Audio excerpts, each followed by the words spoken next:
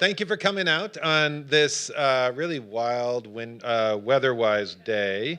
I had a lot of snow this morning, and now it's more or less settled. Massachusetts spring. Good evening, everyone. My name is Matt Donovan. I'm the director of the Poetry Center here at Smith. Thank you so much for coming out tonight. It is wonderful to see you all for our reading with Yalie Saweda Kamara, as well as the winner and finalists of this year's high school prize, Poetry Prize for Girls. I first met Yalie in 2023 when she came to campus for a week after winning the Elizabeth Alexander Award for Poetry from Meridians, the journal right here at Smith.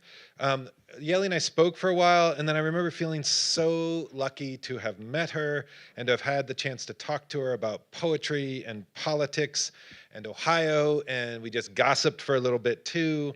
And I remember feeling incredibly grateful to be introduced to this, the really beautiful and unforgettable poems in Yalie's book. So we are so happy to welcome Yalie back to campus. It's been a long time in the making. I'm thrilled to have her back. I also want to extend a special welcome to all of the guests who have traveled for many hours in some cases to be here tonight. And I also want to extend a warm welcome to everyone who's joining us online for our live streaming, especially if you're Yalie's mom who's joining us from California, I believe. A special shout out, yeah! I mean, I know you know this, but Yalie's really amazing. So hosting the high school prize and the high school prize winners, it's one of our favorite nights of the year at the Poetry Center. And here's how tonight will work. So after a few announcements, I'll be introducing this year's readers from our high school contest. You'll hear poems by our 3 finalists, as well as this year's contest winner. Following the reading by the students, I'll have the pleasure of introducing Yalie.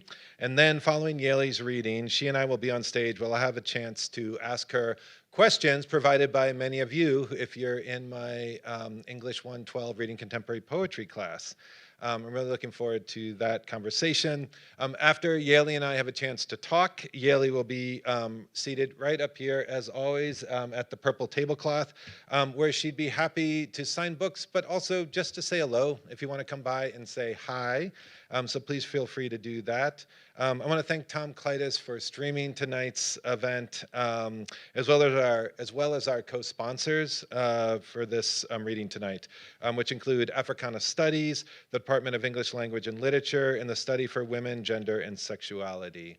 I also wanted to just say to all of you that our core poetry interns, in honor of National Poetry Month, have designed poetry postcards that are up there in the back. So as you're going out, just take a look. They're really beautifully designed. They're really beautifully curated. And maybe there's someone in your life you want to send a poem to. And so just take a look at that. The selections are great. And so it's National Poetry Month, which we honor at the Poetry Center. And then we also don't want it corralled into just one month. So also take a postcard and send it in June or July to someone as well. We have I just want a couple of brief announcements as our season just begins to wind down, but we have 2 really wonderful events right on the horizon. First of all, on April 21st, right here in the same room at the same time, we'll have the Smith College Capstone Poetry reading. So please tune in for that, come back for that. That is also one of our favorite nights of the year, and that's going to be a fantastic event. And then on April 28th, in case you don't know, we'll be hosting Dinez Smith, and we're obviously really looking forward to that event as well. Dinez will be reading over in John M. Green that night. That'll be our last event of the year, so also hope you can attend that, and hope you can also just spread the word. Also, if you need someone who needs a poem, maybe they need a Dinez Smith poem that night. And English 112, just remember to scan the QR codes when they go up towards the end of the evening. It is now my total pleasure to welcome this year's winners of our high school prize for girls. Every year, the Boutelle-Day Poetry Center sponsors this event, and every year I find myself truly stunned by the fabulous submissions we receive. Smith College students helped select the semifinalists from the more than 150 submitted poems, and Yalie chose the contest winner and the finalists.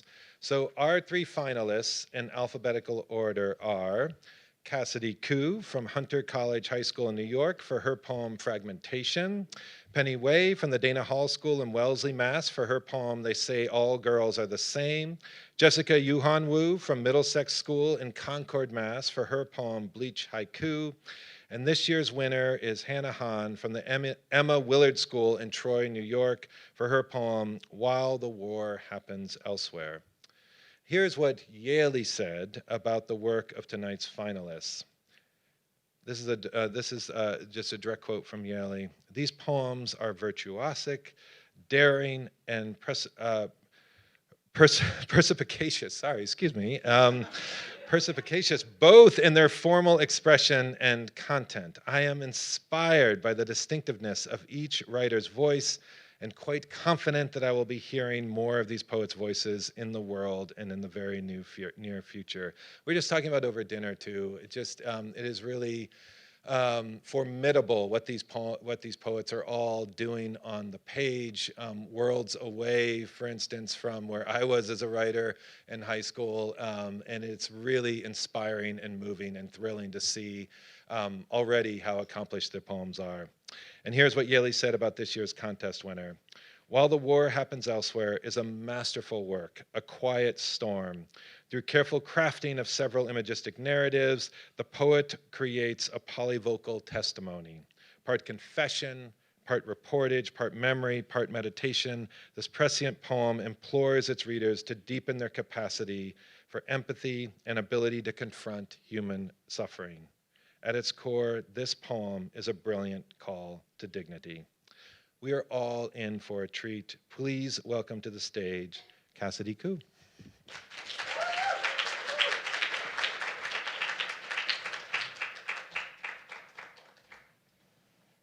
Hi, everyone. This poem is called Fragmentation. Fragmentation. In the 19th century, Princess Alexandra Amalie of Bavaria, a writer and German royal, developed a delusion in her early 20s that, as a child, she had swallowed a grand piano made of glass. She was convinced that the object remained inside her body from that point on, fearful that it might shatter and puncture her organs. Who knew that my body would become a crystal ball to catch and release, opulent and rare, a sack of daisies with their petals like loose screws strewn all over my doorstep, as if there was a risk I would mishandle my own faith, mishandle my own fate. Wet as wine and screaming, revolution scrawled in red blood all over the bed, and still, my parents named me an Irish princess, polishing my marble skin, predicted it into existence as I stared back slit-eyed and steamed like a fish out of water. But I am not. I am forever in my life's early spring, so goddamn expensive, when a baby becomes a bread box for all things unfamiliar and many-headed. Did you know, caked in all that white flour, I cannot even speak the mother tongue? The music is inside me and the song is incomprehensible. So goddamn fragile, comical, some tune drenched in dry air that you'd play for a know-nothing cinephile who believes that there are carnations underneath the Gobi Desert, growing hidden, so hidden. Look how I float across the screen, so hidden. Afraid to admit that I was born to fulfill some kind of promise, except it's gone now, that's it. Even my auspicious eye whiff and fists built from sponge had to watch it leave. All these things filled with light leave no room for real flesh, leave no room in the lungs, caramelize a delicate crust over veins that only the dirty rich will ever understand and only dirty-mouthed poets will ever dare to document. Canaries between teeth, a sharp, sharp staircase up to heaven that ends much closer than you'd think. I balanced my weight on each black and finger-sized key from then on, shifted gallbladder and kidney to the shape of oolong leaves at a scam psychic. became adept at the art of circular breathing, at swallowing every writhing solid mass, at this metaphysical preservation of shard in service of our slower death. Thank you.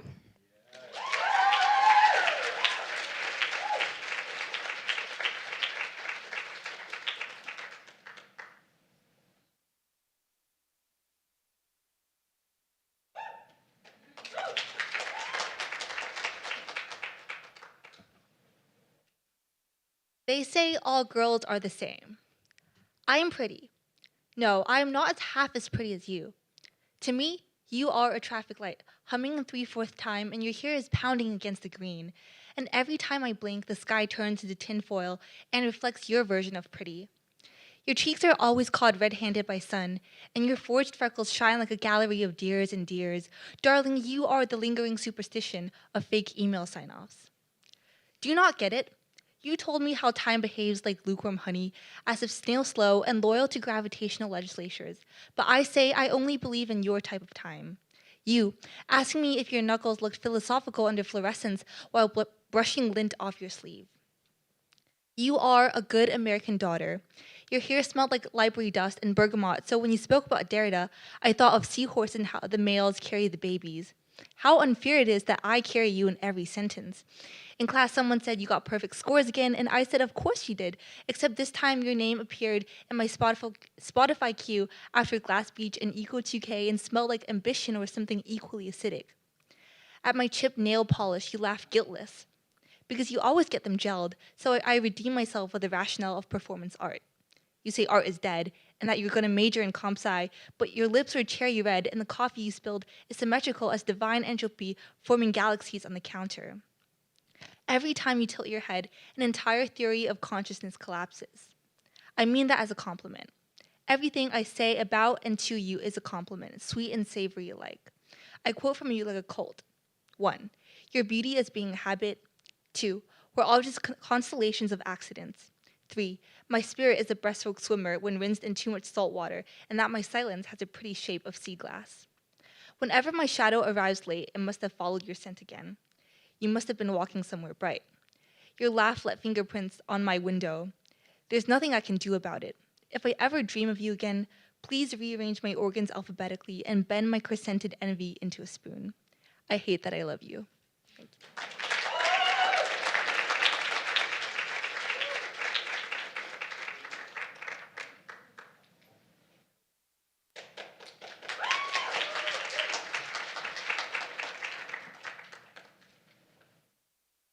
Bleach haiku. Summer evening, moths circle the silent lake, stirring the water. Endnotes. 1. Bathed in an alabaster glow, we dangle our legs over the lacquered water surface. Sun-baked Chinese girls in borrowed Americana, 3 sizes too big. We strung friendship bracelets from spider webs, pretended our names were Becky or Sue, like those catalog girls who beamed in gingham. You peel the sky like a clementine, sections scattering to cicada hum. An orange tang clung to the corners of your lips. I could have kissed you then, dusk spilling golden ichor into our mouths. 2. Its wings were paper, aching for fire. The cheap white porch ball buzzes on, spilling its milk across the yard. We watch as the air thickens with wings, moths slamming their bodies against the glass, frantic to sacrifice themselves to heaven's halo. Was it the light they sought, or was it some stubborn pull they could not resist, bodies wound too tight to turn away? I wondered if we were any different, irresistibly drawn to a glow that could never belong to us, circling it until our powder shed from skin. One slipped behind the socket, and its wings fluttered to stillness. The night gave no answer whether it found its light or only its ending. 3. Cicadas drowning themselves in the tremoloing heat. Exuviae scattered haphazardly around our sandals, amber husks vibrating with phantom legs. I bent over the lake, and your face was swimming in it like an overripe moon. Henna freckles blurred into darting minnows. You said if we jumped in now, The whole night would bleach us clean. Will we then climb out new? Maybe even white? Maybe even shining? You leaned closer, breath grazing my cheeks, as if daring me to fall. Dusk tightened its hold on our throats. I cupped the water, and it broke.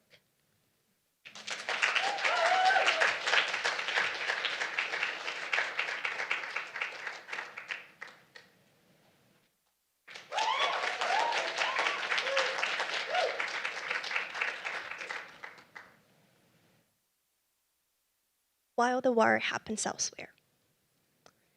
In the hospital, the ivy hums like a small stream behind glass.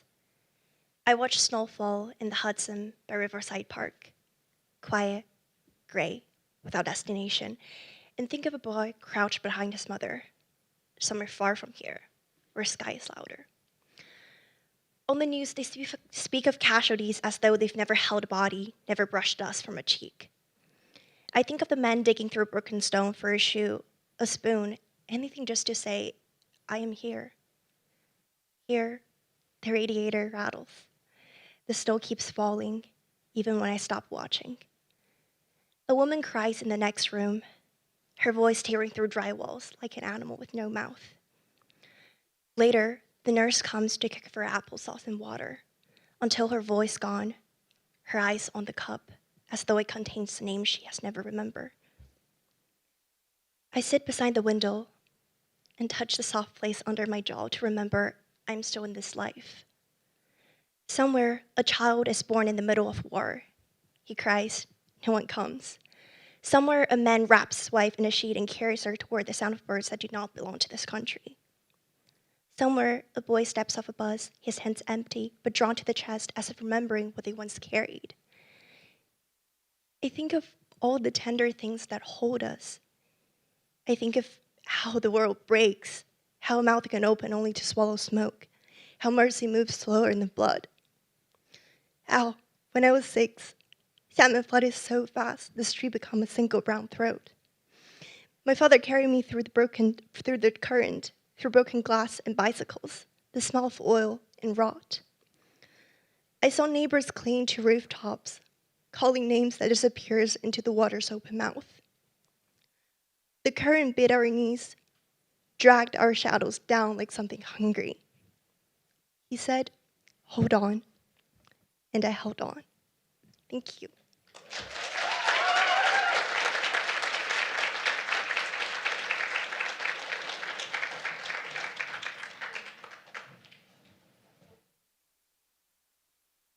Can we please get one more round of applause to these 4 amazing poets?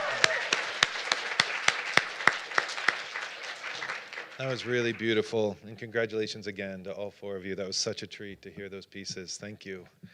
I also, just before I introduce Yalie, I realized I forgot to thank Roz from Broadside Books, who's back there selling copies of Yalie's just utterly spectacular book.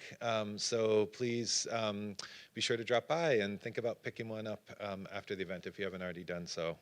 Shout out to Roz from Broadside. And now it is my absolute pleasure to introduce Yalie. The title poem, oh no, excuse me. Let me start again. The title poem of Yalie Saweda Kamara's brilliant and radiant debut collection is one I find myself thinking about on a regular basis. In its narrative, the speaker, sitting in a car with her mother, overhears 2 teenage boys saying goodbye to one another. Besedu, one of them says as they smack palms. When the mother doesn't understand what was said, the speaker translates, be safe, dude. And from there, the word takes on an incantatory life of its own, becoming a catch-all form of blessing with talismanic properties. Besedu, the poem repeats 12 different times. And I love not only how this word serves as a kind of spell casting within the poem, a bit of personal lexicon that's held close and repeated like a prayer, but also how it eddies out across the entire collection.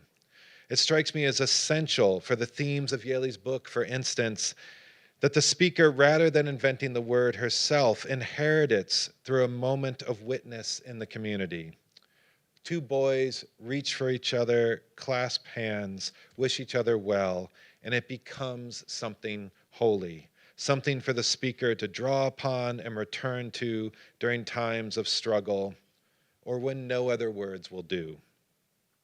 Among many other things, the poems in Yalie's collection serve through powerful acts of witness as a love letter to her beloved community of Oakland.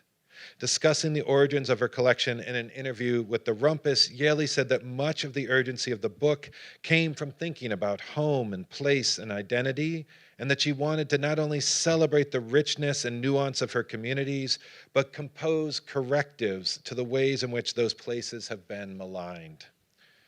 That first act of corrective begins in the opening lines of her book, where, in a long ode to the city she loves, she begins first with a glib claim about Oakland, as decreed by outsiders. Oakland is a killing field, they say. Yalie's poem, though, not only reveals that finger-pointing pronouncement as being fueled by nothing more than stereotype, but also a true failure of imagination, or even a rudimentary ability to open one's eyes and see. While the language of the judgmental can only traffic in closed-minded discourse, their metaphor relegated to the cliché of the killing field, the speaker's rapturous restoration of place begins with an evocation of sweetness and a vivid and individualized personification of the seasons. But what about the fragrance of candy in public places, the speaker asks, and how autumn waits tight-lipped while summer slowly stretches its limbs like a tired infant. Later in the poem, the speaker supplants the expectation of urban violence with a trickle of blood, quote, pricked by a blackberry bush of Thornhill Drive. Sometimes, the speaker says, pain in Oakland comes from foraging through a thicket of joy. I love this gesture, and that notion of joy as a literal and figurative thicket puts me in mind of Ross Gay. Joy, Gay insists, has nothing to do with ease and needs to be understood as a profound, hard-earned experience that stems from sorrow and acts of bereavement that connect us. Joy, he writes, forges a new kind of togetherness, a joining.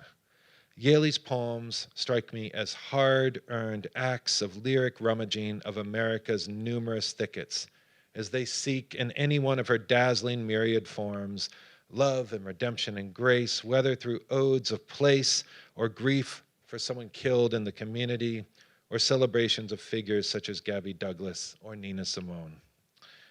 Yalie Saweda Kamara is a Sierra Leonean American writer, educator, and researcher from Oakland, California. She is an assistant professor of English at Xavier University in Cincinnati, Ohio, where she specializes in creative writing, global and diasporic literature, and hip-hop studies.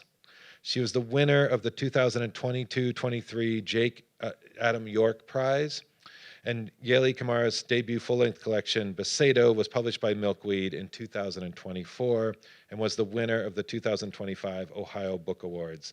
She is also the editor of the anthology, What You Need to Know About Me, Young Writers on Their Experience of Imagination, from the Hawkins Project in 2022, and the author of A Brief Biography of My Name, which is a part of the New Generation African Poets chapbook box set.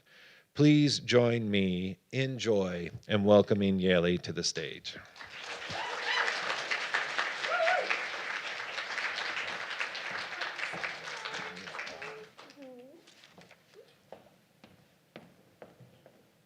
Good evening, y'all.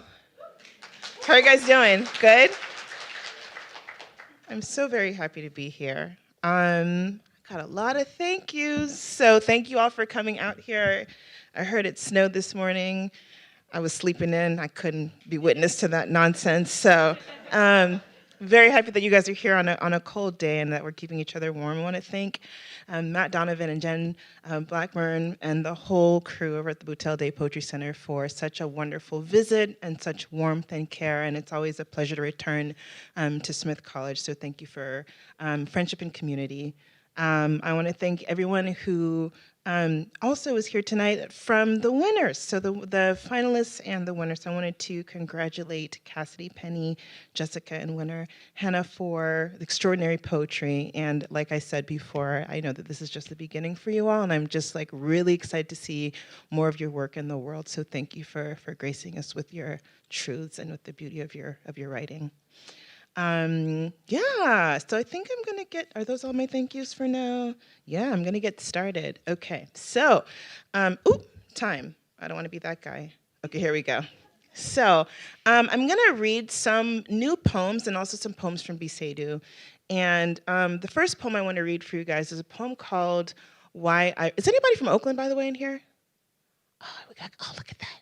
Look at that, we're in the wild, I love it. Okay, cool. I'm going to read a poem called Why I Write. And this is after Rosemary Catacallos, who was the Poet Laureate of Texas. I write because I'm afraid of forgetting. Oh, what this mind and heart can disappear in the clutches of bliss, sorrow, rage, and wonder. I write because Basma, a Palestinian grandmother who shared the secret to a good kanafe, she uses honey, wanted to feed me a bagel on our flight to Michigan. I write because I remember the guilt she felt on her way to a wedding at a time like this. I write because in that very instance, my mother was experiencing the same melancholy at a cousin's ceremony in London while tending to the grief of losing her last-born. I write because they both needed to hear each other's story, because they needed to touch each other's precious and enduring faces through me. I write because isn't it always a time like this?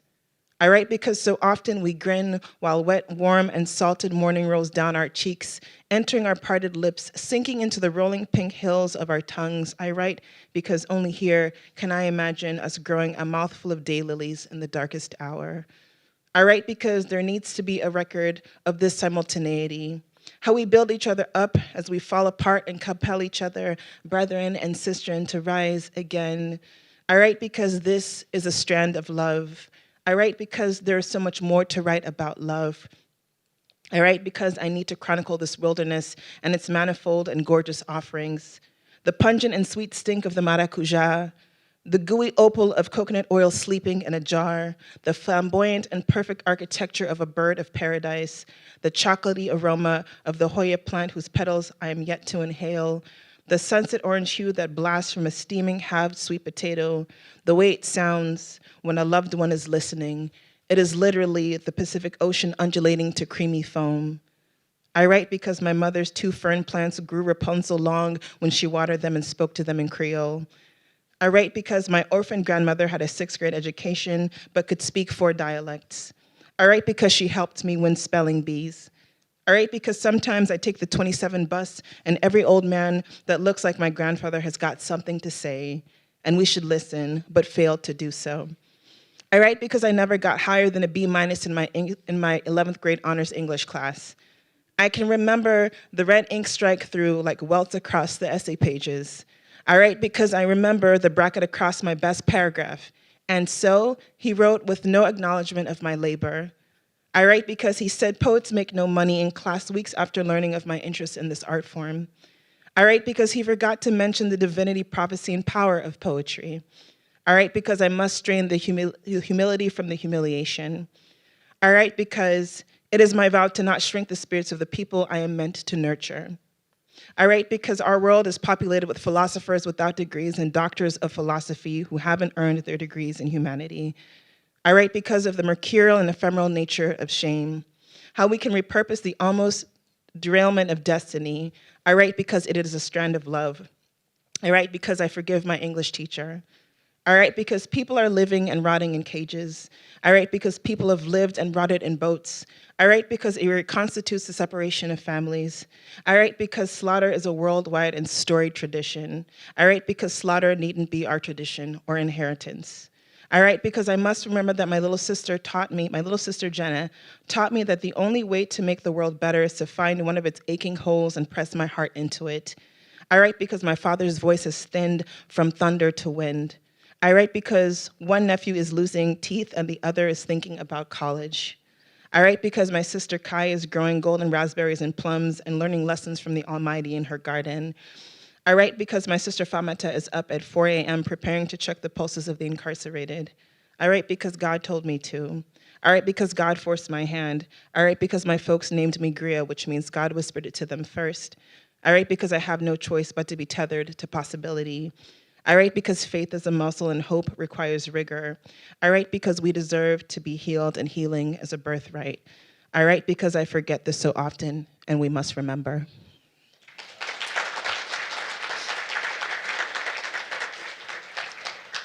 Thank you. So I'm going to read a poem about my mother. You guys probably have all met my mom. Some of y'all met my mom through the poems. So I like to do this poll. Hi, Mom. If you have a mom that has a lot of opinions, raise your hand. If you have an auntie, keep your hands up. If you have an auntie that has a lot of opinions, raise your hand. If you have a grandma that has a lot of opinions, raise your hand. If you got a big sis that has a lot of opinions, raise your hand. Okay, that's everybody in this room. So this poem is thinking about that. I've said that my mother is right 98% of the time, 99, but I don't tell her that, okay? And so this poem is called Mother's Rules, and this is 100% fact. Mother's Rules for my mother, Agatha Kamara. 1, if you see me praying in the living room, never sit in front of me. You are not God. 2, when we go to a restaurant and I don't know any of the foods on the menu, never order me a meal that is spelled with silent letters. I came to eat, not to explore. 3, you didn't make food. No, God did. You cooked food. Watch your English, watch your faith. 4, your Creole is offensive. When you speak, you sound like Shabba Ranks. Your accent is funny, but keep practicing. It is the only way we'll be able to gossip in peace while at the supermarket. 5, try to learn the language of your lover and his family. They could be smiling to your face and getting ready to trade you for 6 goats and 3 mules during your first trip to their homeland. She really said that. 6, if anyone stares at you for too long, more than 5 seconds, start speaking an imaginary language while maintaining eye contact. They will be the first to look away. That works on public transportation. 7, consider the consequence of purchasing human hair wigs, secondhand clothing, and used furniture. Maybe you will feel beautiful and also save money, but you never know whose bad luck or misfortune will be sitting on your head, body, or in the home in which you sleep. Buy what you can truly afford. 8, your father's Muslim, so you are too. 1989 to 1993. I am Christian, so you are too. 1993 to 2012. I am Catholic now, but you keep praying. 2012 to present. 9, you laugh at me now, like I laughed at my mother, like she laughed at hers, like your daughters will laugh at you, and I will live long enough to forgive your folly. 10, just make sure to pray. Amen. Thank you.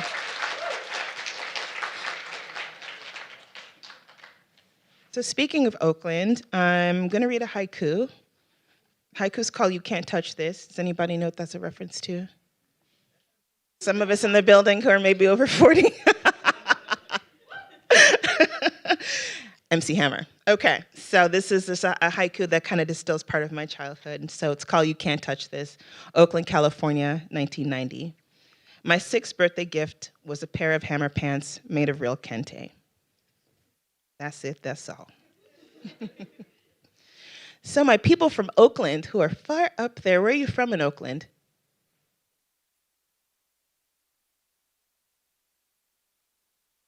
Okay. Where'd you go to school?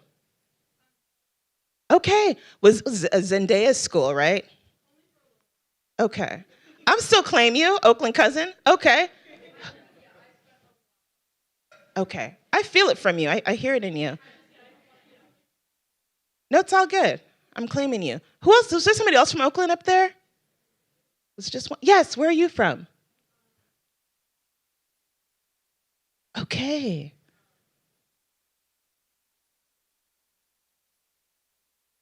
Thornhill, which is in my book, which is the street I grew up on. That is so funny. Okay, I'm gonna read the poem about Oakland.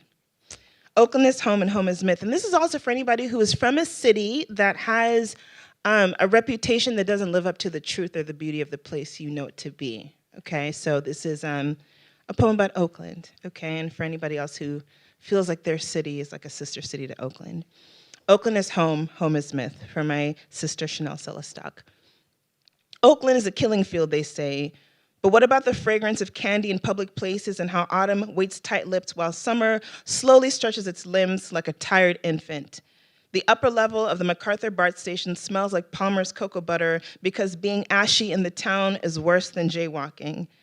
The aroma of chocolate blankets the opposing platforms while warm air kisses bare ankles and calves. Folks are ready to flex for this last bit of summer. October here is like July almost anywhere else. Oakland is a killing field, they say. But what if in this story of trickling blood, there is no gun, but instead a finger pricked by a blackberry bush on Thornhill Drive? And what if the sting is forgiven when the fruit's tangy juice launches itself across the endpoints of our mouths like a shooting star at the horizon of Skyline Boulevard? Sometimes pain in Oakland comes from forging through a thicket of joy. Oakland is a killing field, they say.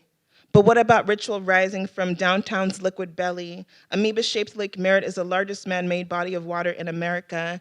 No native in the last 50 years has lived to tell about happily swimming in the murky brown pool, for we know better. We show our love from the shores. You'll find us sitting cross-legged, either sharing office break secrets or watching our babies tangle in the verdant grass blades of the lake's banks. Lake Merritt is a confessional booth. We release our fears and secrets into the mouth of algae hungering to filter any wisdom from our chaos. We show gratitude in return, crafting an air-shaped haiku at the water's edge. The town pilgrimage, exchange worry for hope, and wash away madness. That was a haiku. Oakland is a killing field, they say.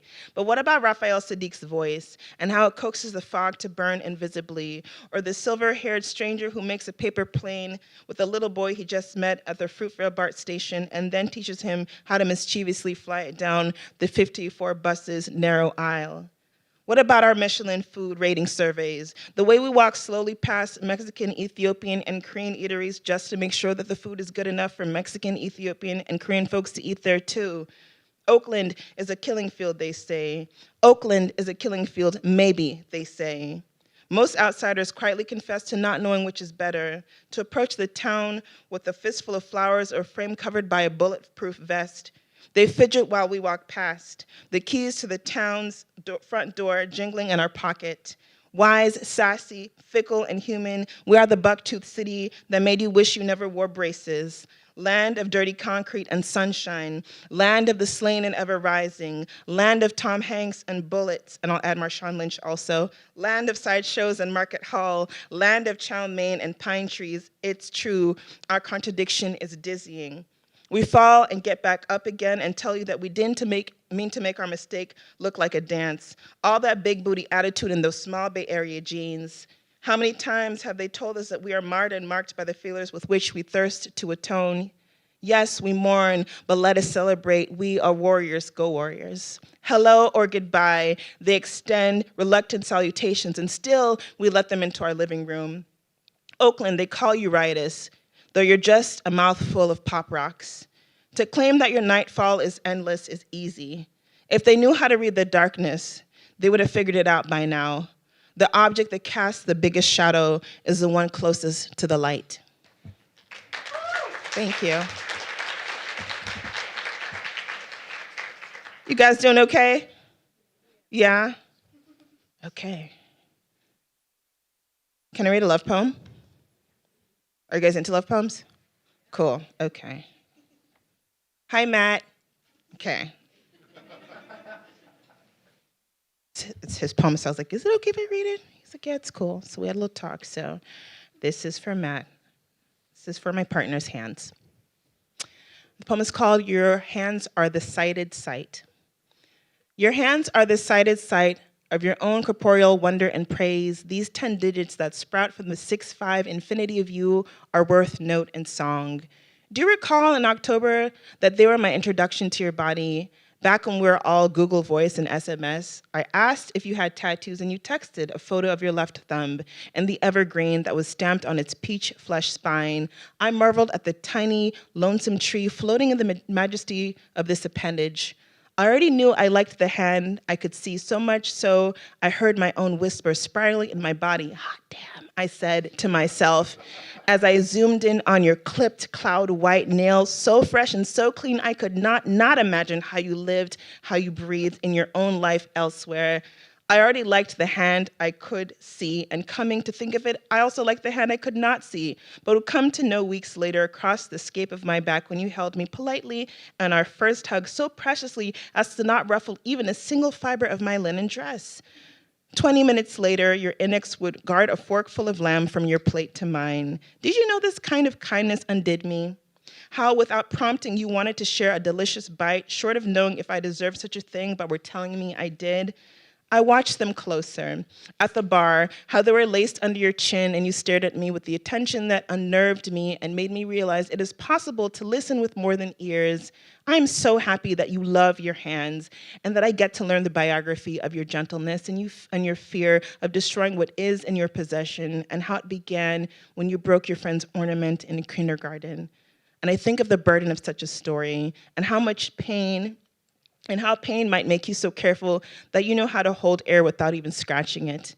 And I think of all the ways I may learn to hold you like that, how I may do good in the world, with what my third grade classmates called E.T. fingers, until a best friend called them piano fingers, and taught me a lesson in refashioning an ugly time. And each time I'm with you, I want to practice how to be soft, follow your lead, how I melt and sink into your surrender. When you hold me with the blessed velvets of you, your plush palms, memory foam, numbered members, grasping, holding, remembrance, archiving, how I too want to never forget, how I want to be so scared to shatter the sacred that it makes me brave enough to treat it with full attention, which is a type of intention. I want to touch delicate like you. Your tenderness, sweet love, is the light.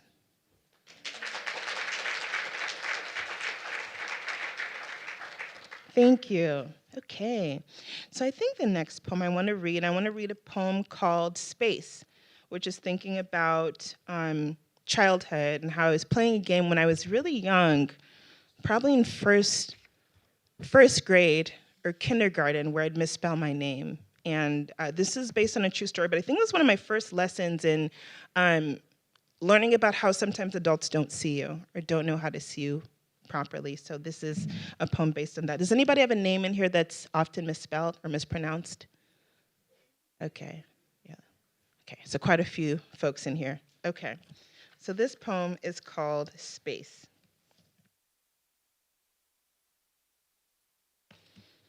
At the age of 7, a letter was plucked from my name as a test to see who would catch the error, to see who'd care enough to go search for the rest of me. For about 4 months, my name appeared as Yale on the page.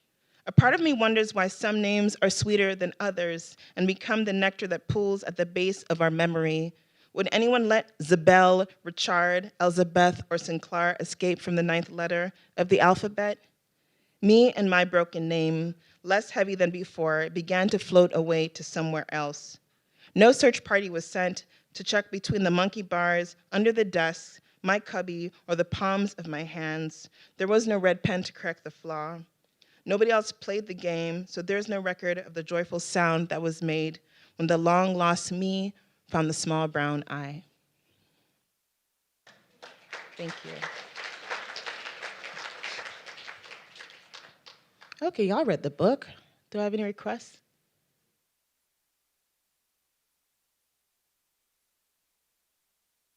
That's the last hit. I got you, though. Haiku in Paris, yes. Pages that, okay. Okay, 33. Thank you. I don't even think I read this one that often. I will tell you, there are people online that have argued that this is not a haiku. There's a group of haiku purists out there, so I've really made my way in the writing world. I'm pissing off people with haikus, so here we go. A haiku for the train, Ligne 7, Courneuve-Villejuif, Paris, France. A man counting cracked rocks gives up his seat for 2 girls and their father. And that's the haiku. Thank you.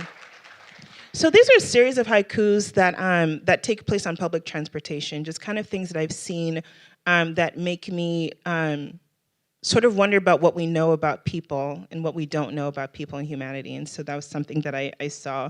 I don't know what crack rocks look like, but I'm pretty sure that's what I saw that day. And so, but just to, in tropes, we're not allowed to think that someone would do that for someone else. And so I really like how the public transportation is a space that's subversive and allows us to see the best of people in unusual situations. So thank you for that.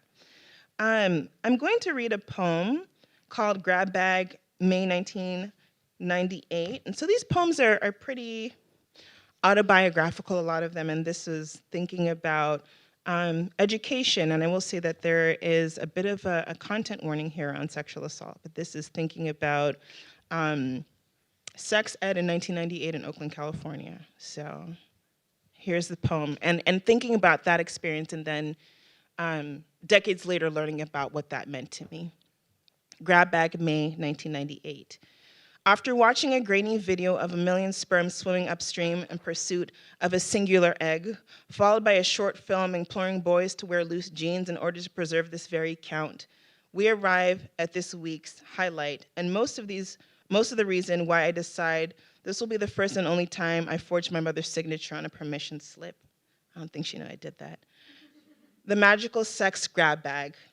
Ms. Smith instructs us to neatly write our anonymous questions on small scrolls of paper to be placed inside the plum crushed velvet pouch. The life science classroom pulses with the sounds of quickly moving number 2 pencils and the backs of hands dusting eraser bits from desk to floor. Old Spice and Juniper Breeze grip the air. Amidst the squeak of uneven adolescent voices, Ms. Smith smiles, shakes the sack, then loosens its drawstring as if to soon announce the winner of a sweepstake. One student inquires, will having sex doggy style give you butt babies? Another asks, are there hecka ways to not be a virgin no more? Ms. Smith teaches us the word cunnilingus and explains its meaning. That's hella nasty, Milton tries to mumble under his breath. Are your findings based on your being a cunnilingus connoisseur? Ms. Smith retorts slickly with an eyebrow raised in his direction. The overwhelm and the foreignness of these syllables reduces him to a sheepish grin.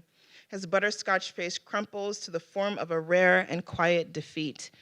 I do not remember my question, nor owning my body back then. Ms. Smith constantly fans herself and runs her hand over her crystal ball belly. Under the fluorescent light, she glistens how I imagine a freshly beached mermaid might.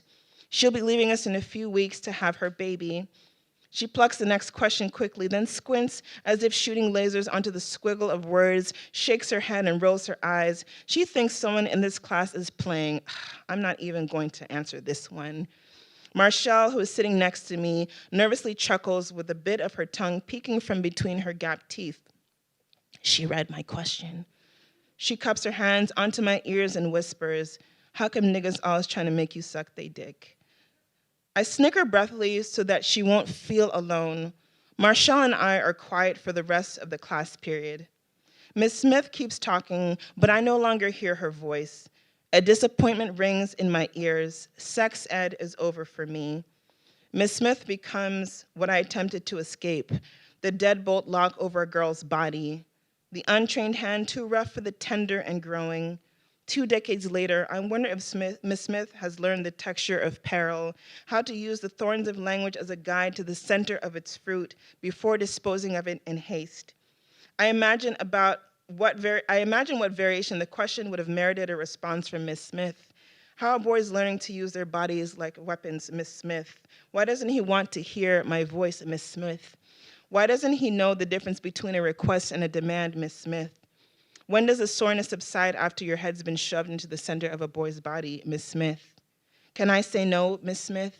My name is Marshall, and I will be the first pregnant girl in your 8th grade life science class. Can you help me, Ms. Smith? I needed Ms. Smith, too, for what she might not be able to give, a voice to fight the fear of all the flowers sprouting within me, words to battle any hands trying to uproot me before my season. That week, we thirsted for a grown woman whose water might help save our tiny lives. Thank you.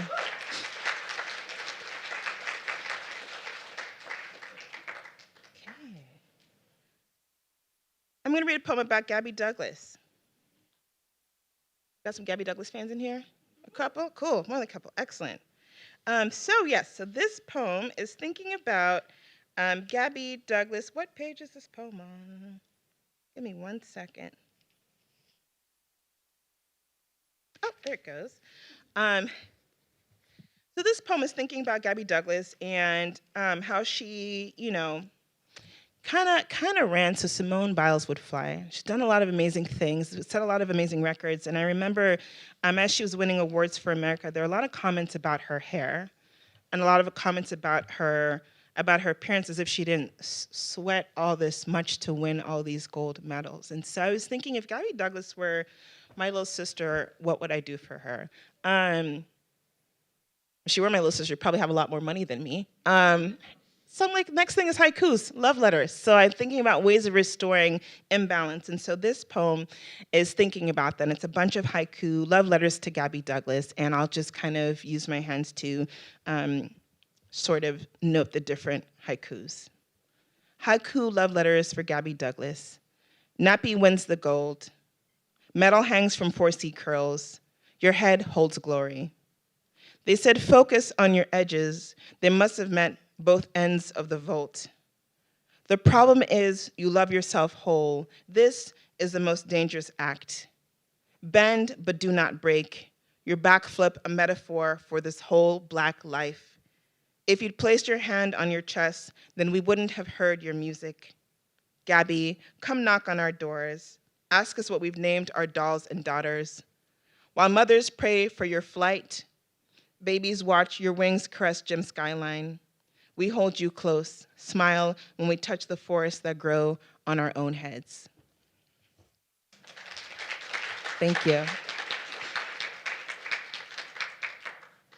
So I'm going to read a poem based on something that my mother shared with me about a woman that she grew up with, and the story is that this woman kept on losing her children at a very young age until she decided to name her child something else. And the naming of her child, the understanding is that's what protected her child. So this poem is called Dutty Box, and in Creole, Dutty Box is like a trash can. Dutty Box. It happened almost always just months after each birth. The baby, brown, thick, dimpled, alive, with coo and gurgle, would breathe no more. No medical examiner could explain why, and the mother would commemorate the passing with clockwork lament. A wail climbing up her throat, hot and fierce as bile. 3 times Mabinti Kanu lost her babies before they knew how to walk or say their own name. Dora learned how to stand by holding a wall. Mafere could crawl in circles, and Yebu knew only how to sit up by the end of his first and last rainy season. Mabinti stopped rubbing her belly after it arrived again, the feeling of dread dragging its wet, heavy tongue over her womb. It tasted her love for her unborn, too sweet, soft, sugary to not take a bite, so she began to strain the juice from her own voice.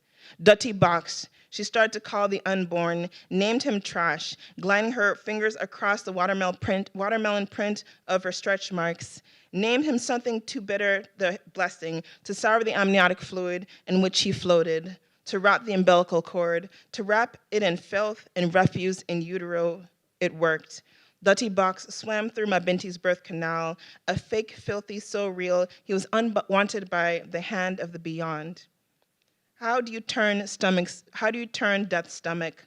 Love a child who is never quite pulled from the trenches of dirt.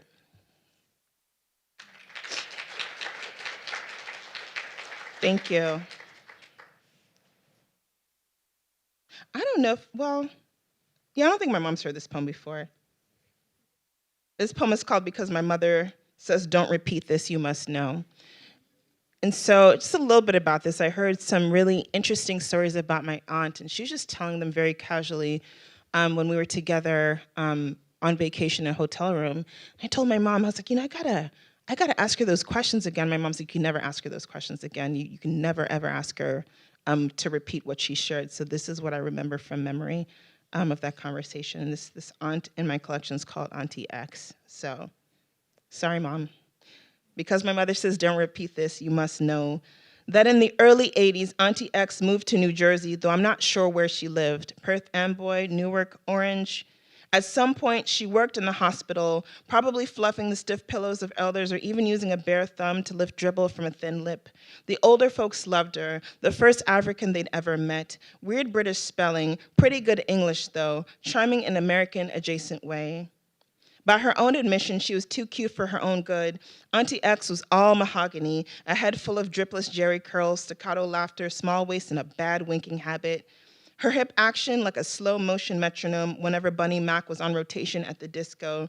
She was a threat to too many married men, which is why some nervous and evil wife made the call. So they showed up at her job, them, the ones with the official badges, the clipboards, the multicolored click big pens, and the questions about her paper and her papers. On what floor can we find her? The agents ask, unaware of the morning elevator's mixed company. The 5th floor. Auntie X's manager lies while stepping on her shoe like a gas pedal on the expressway. Auntie X gets it and folds into her own breath like a ghost. Excuse us, they say, unknowingly brushing past her in their exit. Auntie X goes up to the 8th floor. A nurse's assistant whisks her to the 9th. With a blanket in hand, she leaves the America she knows. While they comb the building, she hides in the morgue. Shift nurses come and leave offerings in this tundra of shelved cadavers. Black tea, inspect. Turkey sandwich, inspect. Applesauce, inspect. Auntie X's teeth shatter, inspect. Are you okay, inspect. Blanket, inspect. Weight, inspect. Weight, inspect. She looks at her watch, the cold metal on her wrist made colder by the absence of time in this new country. Eventually, they leave. Auntie X inhales and thaws out in a staff room. They halfway promise to return, though they never do. The hospital keeps her and gives her more hours, perhaps impressed by how she plays dead. She blesses them still. Auntie X tells me this in a hotel room on a cool September evening. The air conditioner blasts against her bare shoulders. She hands me a $100 bill. Get some boots, she says. This winter will be cold. Thank you. So I'm going to read a couple more poems. So I'm going to read a poem about sobriety. So before I became sober about a decade ago, I thought I could really dance. And then I became sober, and I didn't really know how to dance. Well, I was aware that I didn't know how to dance, let's put it that way. So I was thinking about ways of thinking about a new type of dance, right? Thinking about my two-step. Does everybody here know what a two-step is? Just kind of like, basic introductory dance. I was thinking about that dance and new ways of thinking about that dance. And this also happened when I was teaching creative writing and we were on a metaphor unit. So I thought about where are all the metaphors for my two-step. So these are all the different ways I imagined or reimagined that dance. So metaphors for my two-step. Name tag, resume, cover letter, elevator pitch, mission statement, not-for-profit, .org, best practices, hip autograph, ankle editing, toe kisses, shin signatures, foot cursive, nickname, white flag, surrender, province, territory, border, flag, mother tongue, root, family tree, coat of arms, broken branch, small dance, shy girl glide, introvert bounce, perfume-footed shimmy, Jesus walk, rapper's delight, tonic water with lime, radio edit, kid-friendly, birth control, curfew, closed eyes, heaven somewhere, becoming Dorothy, ruby shoes, heel click, I wish I were home, I wish I were home, I wish, good night. Thank you. And the last poem I'm gonna read for now is Biseidu, for whoever had that, who's the requester? Okay. So I'm going to dedicate Biseidu to my mother and to my mentee, Maya Martinez Deers. I've always called Maya Maya. And I was like, Maya, how do you pronounce your last name? That's why I asked you earlier today. Thank you. So this poem is for them and for you. What is your name? Oh, nice to meet you. Okay. Biseidu. While sipping coffee in my mother's Toyota, we hear the bird call of two teenage boys in the parking lot. I, one says, Biseidu, the other returns as they reach for each other. Their cupped handshake pops like the first fat firecrackers of summer. Their fingers shimmy as if they're solving a Rubik's Cube just beyond our sight. Moments later, their schwins head in opposite directions. My mother turns to me, revealing the milky John Waters mustache-thin foam on her upper lip. Waiting dem bin say, Biseidu, na English? She asks, tickled by this tangle of new language. All right, be safe, dude. I pull apart each syllable like string cheese for her. Oh yeah, dem na real paddy, she smiles, surprisingly broken by the tenderness expressed by what half my family might call thugs. Biseidu, Biseidu, Biseidu, we chirp in the car, then nightly into our phones after I leave California. Biseidu, she says, as she softly muffles the rattling of my bones in newfound sobriety. Biseidu, I say years later, her response made raspy by an oxygen treatment at the ER. Biseidu, we whispered to each other across the country, like some word from deep into somewhere too newborn pure for the outdoors, but we saw those two boys do it in broad daylight under a decadent, ruinous sun. Biseidu, Biseidu, we say, Biseidu, and split one more for the road, for all the struggle, tumble, drown. Biseidu, we say, to get on the good foot. We get off of the phone, tight like the bulbous air of two palms that have just kissed. Thank you.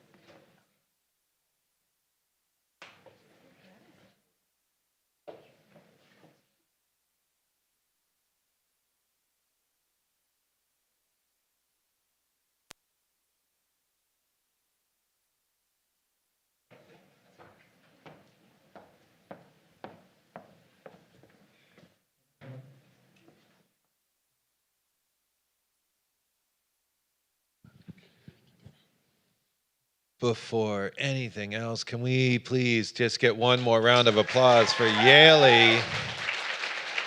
That was so lovely. I was just Thank you. Yeah, very exciting to hear the new work too. Thank So you. Thank you for those poems. So I have some questions for you, if you're prepared, if you're ready. Ready? Okay. Yeah. Okay. Actually, I wanted Yalie read at the Care Center in Holyoke yesterday, which was such a wonderful event too. And while you were there, you told kind of your origin story as a poet. And I wondered if you could share that with us tonight, and just how poetry first opened up for you. Absolutely. So I think like the first kind of iteration of being a poet for me was being an observer, being like the child of immigrants. And so as a first generation American that grew up in arguably one of the kookiest parts of the country in Oakland, there's a lot that I was observing that didn't necessarily correspond with what I was experiencing, like with my family being from Sierra Leone. And so, for example, some of the American customs my parents just really weren't with. And so like an example of that would be like trick-or-treating. They're like, why do you need to beg for candy? We can like give you candy at home, right? So like, what is that about? And they also they didn't quite understand and probably still understand camping too much.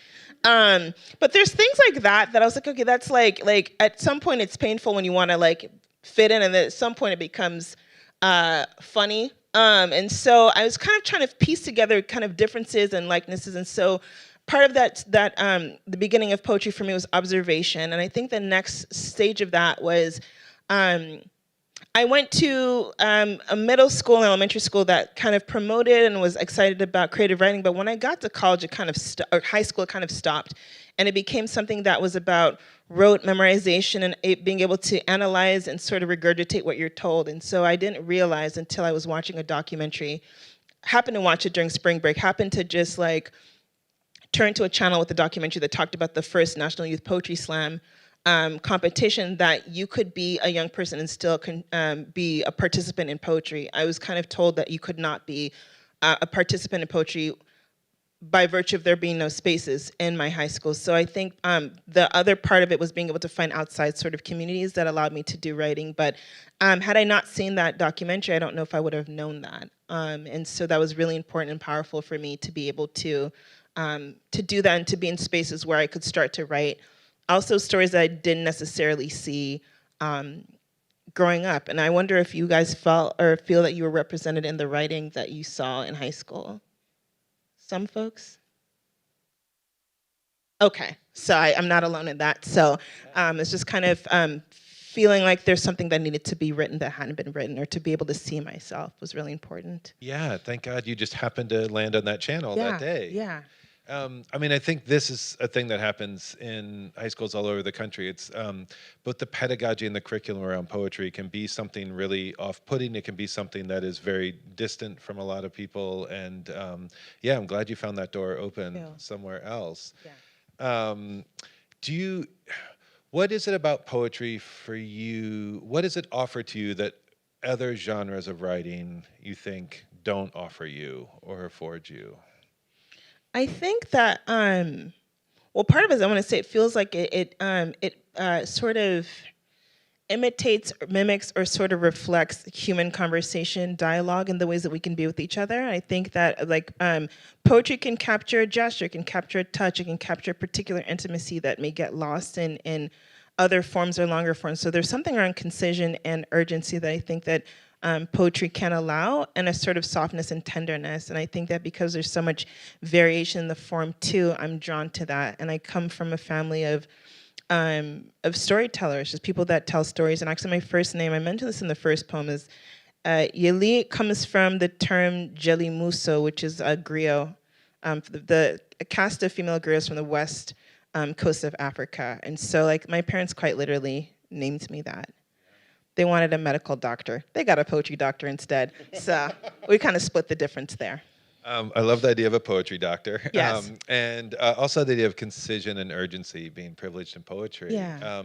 The next question, though, is about sound in your poetry, which is such an important feature, I think, too. And my students were talking about it. So I'm going to just read this question verbatim from one of the students in my class. In the poems we read from Boutelle-Day, one of the through lines we've noticed is your careful attention to language, its sound, and its shape. I wonder if you could speak to the different ways in which this attention manifests itself in your work. In transcribing the phonetic sounds of Boutelle-Day in your mother's speech, for instance, attention to language means care and recognition, and almost seems to take on an incantatory force.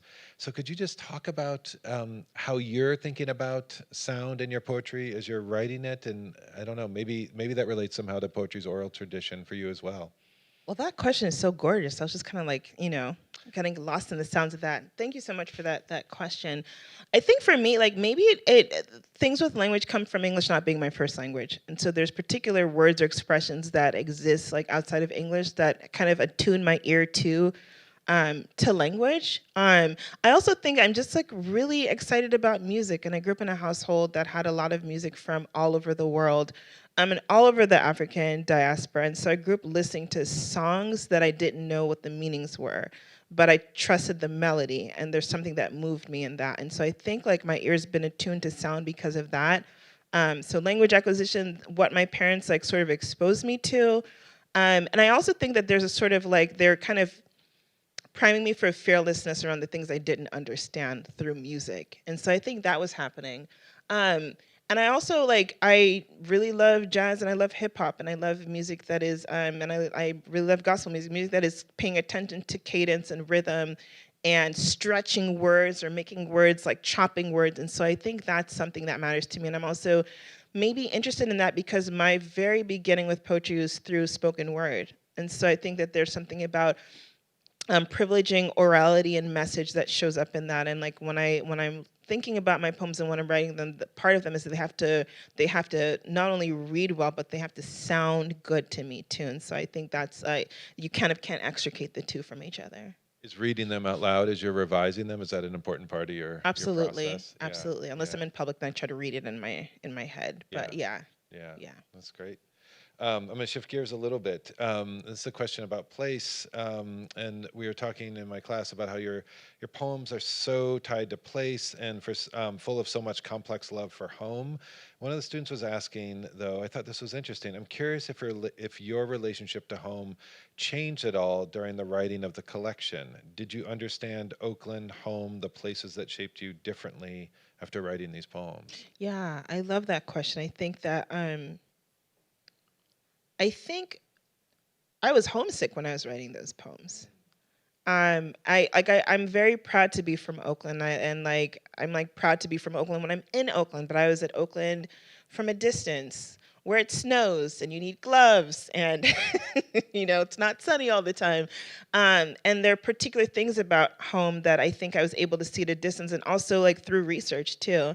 And I think I love home and I love Oakland, but I didn't know how special it was until I started to like do the research. And this is what I'd say also is happening with like, sometimes when people read the collection, they think that I immigrated from Sierra Leone when they're reading the poems, and there's something about Sierra Leone, like the specificity of that place in there too. But it's, I think I'm interested in writing poems that render the complexity of a place, because I grew up thinking that Oakland and being from Sierra Leone were like the worst things ever because of what I saw on television. And so I think like part of my writing and my love is a reclamation for the places. I think also where, like when I say like the object that casts like the largest shadow is the one closest to the light. And so the places that they tell us are the worst or most violent or strange places are the ones that are filled with like endless humanity and really, really interesting stories. And so I think I wanted to capture that too. And I think that's a part of like reclaiming identity comes through like rendering home. Were most of the poems then written in Ohio?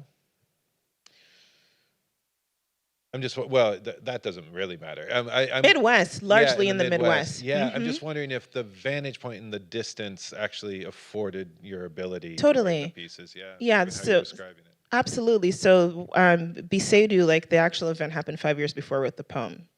But it happened in the summer in California. Then I was able to write it 5 summers later in Ohio. So I think also sometimes like the advantage of that too is like the poem needs to kind of gather more moss, and there needs to be more context and things happening for me to understand that moment even more. I knew that it was special, but I think I needed more time to understand. Yeah. Did you know that it would eventually be a poem, that Totally. narrative, though? Yeah. But you waited because you wanted it to be right. Yeah. So just kind of waited, and then I had a writing prompt that I had to do. Deadlines will do it to you, right? Like great things happen during deadlines. Often, not always, but but nice yeah. Qualification. Yeah. So, but it was just like the right moment. I was like, okay, I think it's time, and so I had a writing prompt that produced the poem. Yeah. Great. Thank you for that. So this is, in the interview with the Rumpus, you're also talking about approaching the page as a canvas, which I really love too, and how you're talking about how we can create metaphors through spacing and the way the words appear on the page. Could you talk a little bit more about that spacing of language on the page as metaphor? And also, perhaps a second question, but definitely related, perhaps at what stage form begins to manifest itself for you during the revision process or during the writing process? So I do, like, I think an example of that is the poem about Nina Simone. I tried to use the white space on that page as a metaphor for how she sings the song, and her voice often breaks in these really beautiful ways in the song, and it feels like there's a sort of like control with air and wind when she sings, and I was trying to figure out what would that look like if words were kind of like blown on a page, or were blowing on a page and landing in particular ways, and so I was trying to capture sort of like the movement and the texture of her voice through the page.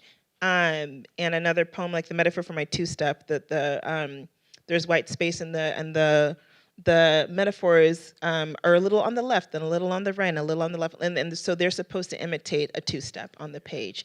And so I think for me, I think sometimes like the form, I'm more interested in the content and then the form. I don't think I start with the form and then move into the content. So all my poems look the same, and there was a comment on my thesis where some of the poems showed up that the poems, it wasn't ever explicitly stated that they were boring, but it was communicated that all the poems was just kind of falling the same way, and there was something boring about that, and so that was helpful because it changed how I approached the poems. Even the poem with the haikus with Gabby Douglas, like bend not but do not break, your Black life or your backflip, a metaphor for this whole Black life, right? And it's supposed to show her the way that the haiku is broken up is supposed to be a backflip, and it's supposed to be to capture. I'm endeavoring to capture like a gymnast movement. So yeah, no, it was boring. I agree. That was a fine a fine critique. But yeah, there is just an invitation to do more with it. But for me, I think sometimes what can happen is that there can be an excitement in the form that precludes kind of the highest quality that a poem can get to. And so I want to start with my message and content first, and then see how it lands on the page second. No, and I loved in a poem like Space, how you're using space there too, because you see it on the page, and there's a real alienation of the self that's created through your use of white space and where you're breaking the line there. That's really beautiful and moving, and obviously adds. That was very hard for writing competitions because you can't have your name in the. Oh. Yeah, I don't remember what I did, but I think I had to take the whole name out, and I was like, I hope this works, but. And also, students in my class, we talked about the cathartic ending of that poem when suddenly the I is. Realized for the speaker there. But did you all realize that, and we didn't talk about it? Maybe you all realized and just thought I knew, but I didn't, that there's no letter I anywhere else in the poem? Okay, people are nodding. There's he should have known. I didn't know. I wasn't tracking that. So good on you. And then I just was, okay. I was blown away by that, and really excited about how you took the constraint to another level as well. Thank you. Yeah. I really love how you use list making in your work. And I'm thinking about your poem that we talked about it in class, that memorializes Nia Wilson, where you have 100 different blessings for Nia Wilson. And I'm wondering if you could talk about the invention of that form and how you see the intentions behind its act of list making. There's something in there too. I don't know if this is related to what you would want to talk about, but there's something for me quite different about the blessing of the list making than maybe a traditional elegy. But I mean, similar intentions, but they seem to be moving different directions somehow. Can you talk about that a little bit? Yeah, I think with that form, I think what maybe we've all maybe seen over the last decade, the way that Black folks that have been murdered are sort of spoken about in media is there are more details around the death and the undoing of the body than there are about who the person was before they died, and the dreams that they had, and the beauty that they carried, and the people that loved them, and their quirks and their imperfections, and just the majesty of who they were. And so I was trying to capture that. Every little bit of Nia Wilson. I wrote this poem. Talk about being at a distance. I was in Vermont when I wrote this poem at a residency. And I just obsessively researched about who she was in her life. And that took a lot of work because there's more details about her death. So I had to kind of go everywhere on the internet to find these things. And I just really wanted to dignify her, even at the most cellular level or the smallest part of her, like every single cell in her body I wanted to dignify with the blessing. And so the point of the Nia is to reclaim Black life, like even in death. And so it's 100 blessings, is thinking about having it be a Nia and having it be 100 blessings. And so that's how I did that. And also thinking about when you repeat a word multiple times, the first time doesn't mean the same thing as the last time. So the first bless is not the same as the last blessing. That's the 100th blessing is a blessing with 99 blessings on top of it. And so it's thinking about what is trying to be banished in that time, and what's trying to be cleaned out, and what's trying to be brought in. I'm trying to bring light to her legacy. That's really beautiful. And there's such a really powerful incantatory force Yeah. to that piece. Yeah. Thank you. This is definitely a related question from another student in the class. How does your own process for working through grief and joy influence your poetry? And how does poetry help you contend with grief and manifest joy? Can you read that again? Yeah. How does your own process for working through grief and joy influence your poems? And how does poetry, if it does, help you contend with grief and manifest joy? It's a really interesting question because for multiple reasons, I partially don't know how to answer that, but I do know that I wrote the book that I needed before I went through grief. So I wrote this book, and my little sister passed away about 6 months before the book came out. And so the book is really depends and leans on hope and thinks about a future and pushes through difficulty in a way that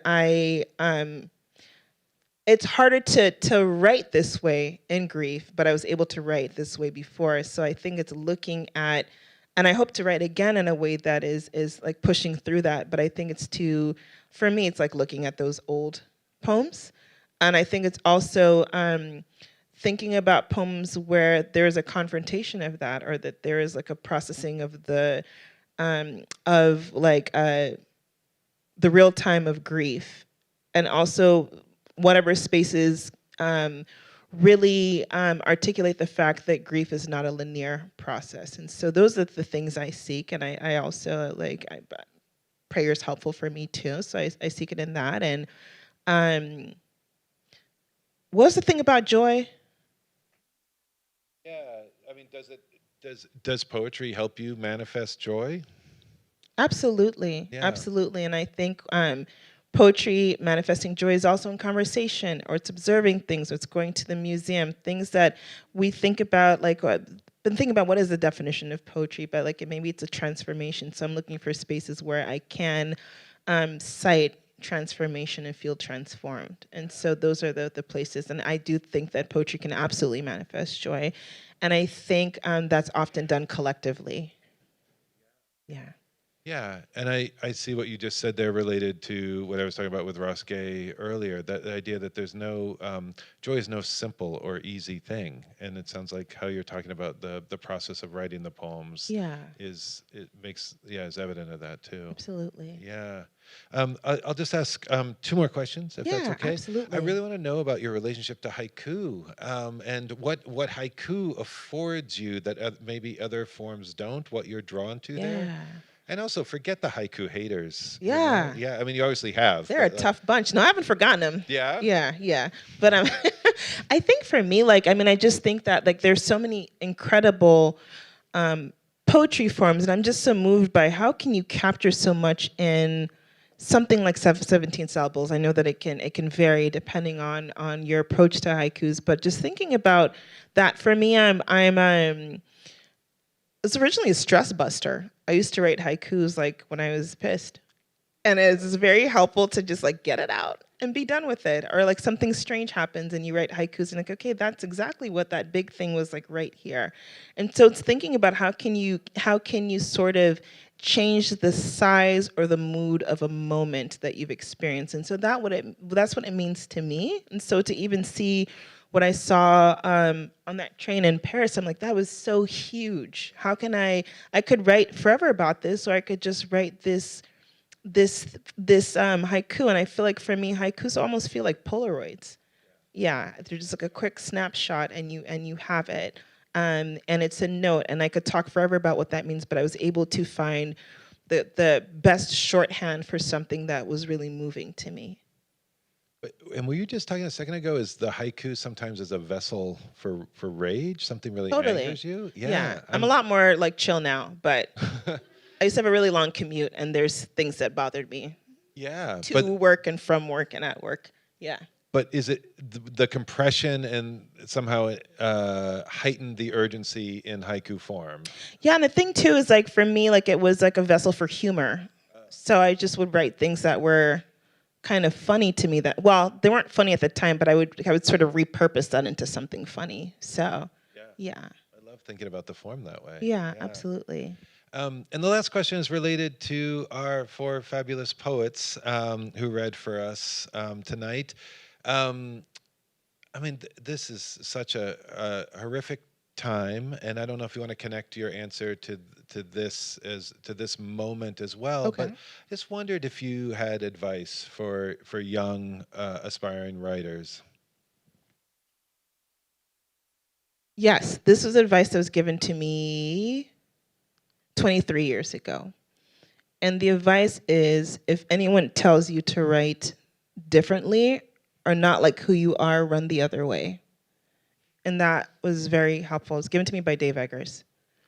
And it's very helpful because there are ways that there are people that may not understand what you're trying to say, and because they don't understand your brilliance, they will tell you to change it so they can understand it. So stick to your language, your brilliance, your wisdom, what you're reading, consuming, and write with your own voice, because nobody else can write your story better than you. And I mean, be open, obviously, to feedback, but really understand your voice and who you are, and it's something that we need in a space that can start to feel homogenized or resist distinct voices and experiences and backgrounds. So I'd say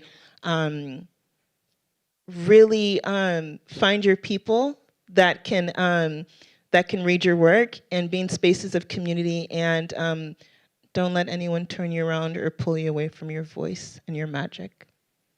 Awesome. That is a great note to end on. So thank you. One more round of applause, or please just continue for our high school poets and for Yalie, Kamara.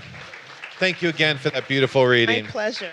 Yalie will be right down here momentarily signing books and just wanting to say hello to you.